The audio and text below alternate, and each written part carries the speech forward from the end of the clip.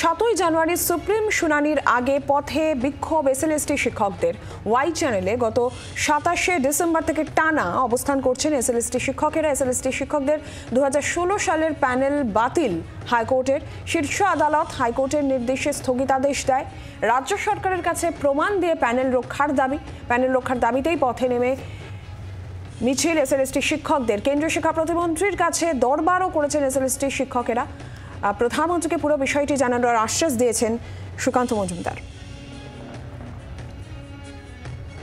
আমরা সুপ্রিম কোর্টের রাজ্য সরকারের আইনজীবীর ক্ষেত্রে আমরা দেখেছি, আমি সুস্পষ্টভাবে বলতে চাই, রাজ্য সরকারের বিভিন্ন কেসের ক্ষেত্রে সুপ্রিম কোর্টের প্রতিটি দশায় আইনজীবীরা দাঁড়িয়ে যান এবং তারা সুবিচার বা ন্যায় বিচারের লক্ষ্যে লড়েন।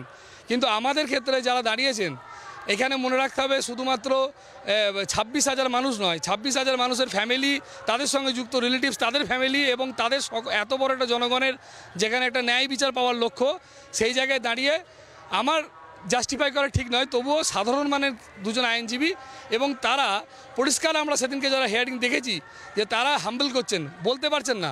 যার যখন জিজ্ঞেস করছেন এটা বলুন ওটা বলুন ওটা বলুন, তারা খুঁজছেন।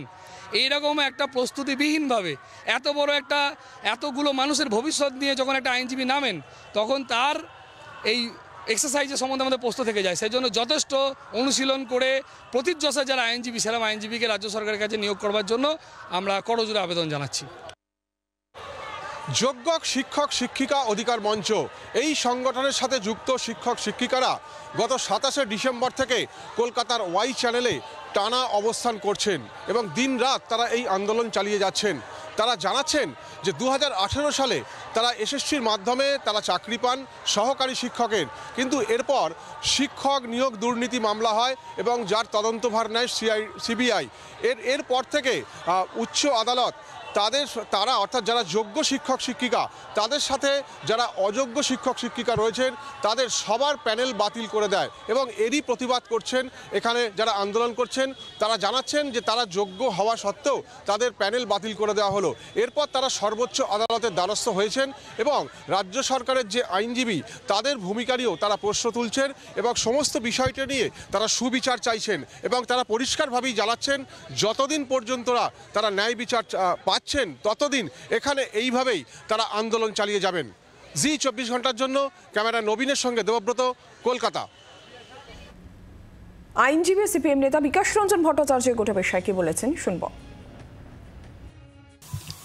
একটা নিয়োগ প্রক্রিয়াকে আমরা বলছি দুর্নীতিগ্রস্ত নিয়োগ প্রক্রিয়া এবং এটা নিয়ে অনেক তর্ক বিতর্কের পর কলকাতা হাইকোর্টের ডিভিশন বেঞ্চ, ওদের তো বহু জজের বিরুদ্ধেও ক্ষোভ ছিল, কিন্তু সুপ্রিম কোর্টের নির্দেশে একটা নতুন ডিভিশন বেঞ্চ তৈরি করা হলো, যার প্রধান ছিলেন বিচারপতি দেবাংশু বসাক।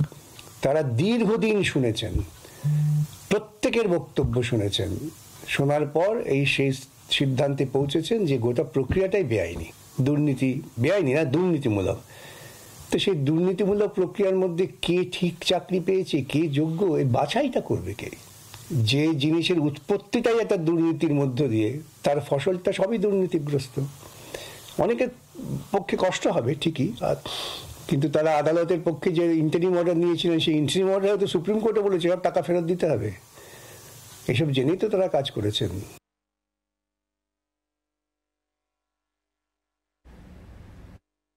সুকান্ত বাবু কি চাইছেন যে দুর্নীতিমূলক প্রক্রিয়াগুলো প্রধানমন্ত্রীর হস্তক্ষেপে সুনীতি হবে, নাকি তিনি তার বিজেপি পরিচালিত বিভিন্ন রাজ্যে যেই রকম দুর্নীতি হচ্ছে সেগুলোকে বাঁচাবার চেষ্টা করছেন? স্পষ্ট কথা বলতে আপত্তি কোথায়? যে প্রক্রিয়াটা দুর্নীতিমূলক সেই প্রক্রিয়াটাকে বাতিল করা হবে, পরীক্ষা হবে, ফ্রেশ হবে, সকলে পার্টিসিপেট করবেন, যারা যোগ্য তারা যোগ্যতা প্রমাণ করতে পারবেন, অসুবিধা কিছু নেই। ওরা সুপ্রিম কোর্টে গিয়েছিলেন, সুপ্রিম কোর্ট সেই আদেশে কোনো রকম স্থগিতাদেশ দেয়নি। সুপ্রিম কোর্ট বলেছে তদন্ত চলবে, কিন্তু দমন পীড়নমূলক ব্যবস্থা নেওয়া যাবে না, অর্থাৎ তাদের গ্রেপ্তার করা যাবে না। এখন সুপ্রিম কোর্ট কি বলে দেখা যাক। ভারতবর্ষের সুপ্রিম কোর্ট ইতিপূর্বে এইরকম বহু রায় দিয়েছেন যেখানে সব বাতিল হয়ে গেছে, ছাত্রদের কেরিয়ার নষ্ট হয়ে গেছে। তো সুপ্রিম কোর্ট বলছেন যে আমার পক্ষে সম্ভব না, কে এত বড় দুর্নীতি হচ্ছে, কে টোকাটুকি করেনি আর কে টোকাটুকি করেছে কি করে তুমি তার নির্ণয় করবে?